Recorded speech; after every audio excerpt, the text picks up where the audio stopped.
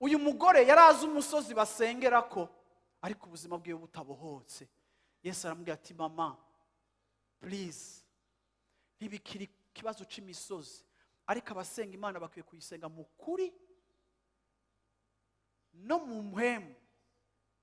Iri jambo ngo mu kuri no mu mpwemu, si mpwemu yera, no. Iri jambo mu mpwemu niko natwebwe turi esprit, turi vyaremwe vy'impwemu, turi impwemu.